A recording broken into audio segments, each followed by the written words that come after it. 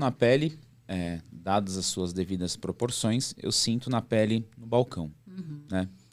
Eu, quando comecei a suspeitar da forma que era vendido óculos num determinado lugar que eu trabalhava, me surgiram alguns questionamentos e me pôs a crer que não é possível que algo seja tão simples assim. Algo que vai restaurar a minha visão. Não digo nem restaurar, mas o que vai mudar a minha forma de enxergar o mundo de fato. Porque, né?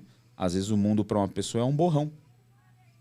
Seja tão simples. Limitado a 2 tabelas e um rabisco num papel, numa barganha de preço infinito.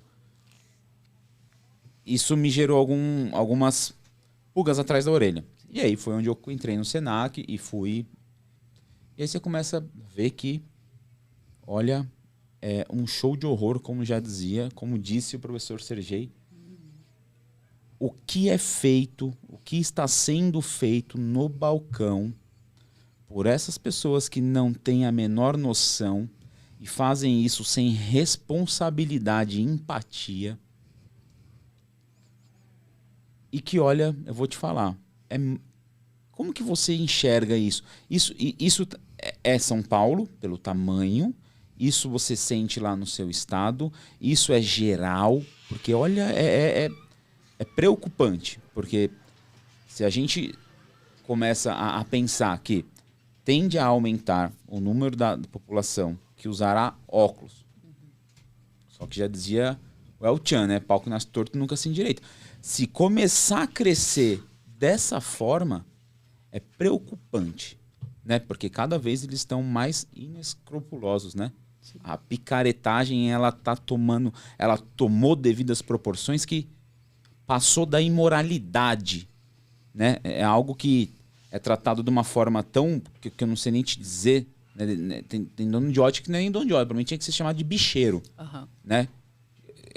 Como que você vê isso? Porque eu acho que o seu atendimento ele é coroado com um bom atendimento no balcão, uma explanação do que você prescreveu numa receita, com entender o que você escreveu na receita. Tem gente que não sabe o que você escreveu na receita.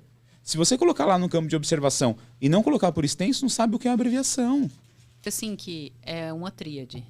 É o profissional que avalia, é o balcão, né, na ótica, e é o laboratório.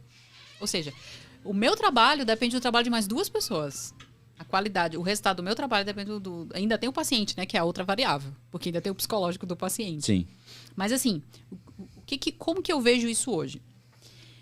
Hoje eu não estou mais atrelado à ótica em nenhum nível, né? Mas do tempo que eu convivi com o setor, é que a ótica no Brasil ela é vista como comércio. É muito banalizado. Produto. O cliente, ele é cliente, mas é tipo assim, ele sai do consultório, ele não é mais paciente, ele é cliente. Né? E esse entendimento é que faz com que existam essas situações. Sim. Já lá fora, por que funciona tão bem a optometria com a ótica? É porque a ótica ela não é vista como um comércio, ela é vista como uma casa de saúde. Então, ou seja, culturalmente existem essas diferenças. Então, a maneira que as pessoas entendem. Tá, Rebeca, esse é o problema, mas é muito difícil você mudar uma cultura, né? Como é a cultura da ótica no Brasil. Então então a gente tem que falar com as pessoas com essa tríade, que é o profissional que avalia, não importa se médico ou optometrista, a pessoa que está no balcão e o laboratório, né? Então, falar com essas pessoas. Esses dias eu estava andando com uma amiga ali e a gente estava numa ótica que eu ouvi assim... Ah, não, mas a mudança da lente da paciente, da cliente que não estava se adaptando, era 0,25. Aí eu só pensei assim na hora. Nem comentei com essa minha amiga, inclusive. Eu, tipo assim, 0,25 de diferença dá uma mudança de distância focal de 4 metros. 0,25 de diferença dá uma modificação de ponto focal de 4 metros. Ou seja, faz muita diferença na percepção daquele paciente. Então, às vezes, o 0,25 faz total diferença. Né? Aí tem gente que diz, mas só 0,25. Tá, mas aquela pessoa que está falando aquilo, ela tem, ela tem um conhecimento restrito sobre aquela informação, que ela diz, não, mas 0,25 não é nada, porque é um valor muito pequeno. Realmente, matematicamente falando, é um valor pequeno, mas na maneira que o paciente vê, não é pequeno. Então, tudo, aquilo ali, só o fato de ela não entender isso vai desencadear uma série de coisas, assim. Ela vai explicar isso pro cliente dela, ela vai se aborrecer, porque ela não vai entender que o cliente dela não tá se adaptando porque teve essa mudança. Isso vai interferir diretamente na vida dele. Claro. Exato, é isso aí. Aí gera aquela tensão, aí fica tenso pro avaliador que fez e tal, enfim. Então ninguém soube explicar direito o que aconteceu e fica isso. Né? Aí ele vai no médico, o médico escreve uma cartinha, esculacha os optometristas e é isso. Aí ou esculacha a ótica, porque isso acontece também. Né? Então, assim, o que eu tô querendo dizer com isso? Que a gente só conseguiria modificar esses modelos a partir do conhecimento. Entende? Tipo, eu vejo, o Fernando, assim, que as pessoas, o pessoal da ótica, eles são os maiores responsáveis por disseminar essas informações. Eles podem disseminar. Eu conheci pessoas na ótica que tinham um conhecimento fantástico, técnico, das informações das lentes e tudo. Mas eu senti, 90% do tempo do meu trabalho, eu senti necessidade de explicar primeiro pro meu paciente, tipo, olha, tem que ser essa lente aqui, por causa disso, disso, disso. Se você for lá na ótica e disser o contrário disso, não aceite. Por quê? Porque eu sabia que quando chegasse lá na ótica, o pessoal ia vender... Eles iam falar que astigmatismo é sensibilidades às luzes.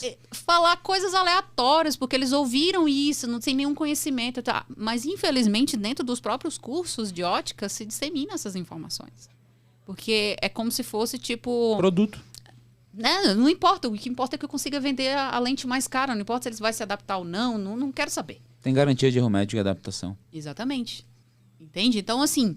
São muitas linhas que deveriam ser trabalhadas para a gente começar a mudar esse entendimento. Mas o ideal era o entendimento de que, tipo, ótica não é comércio, ótica é casa de saúde. Mas aqui no Brasil a gente não tem esse entendimento.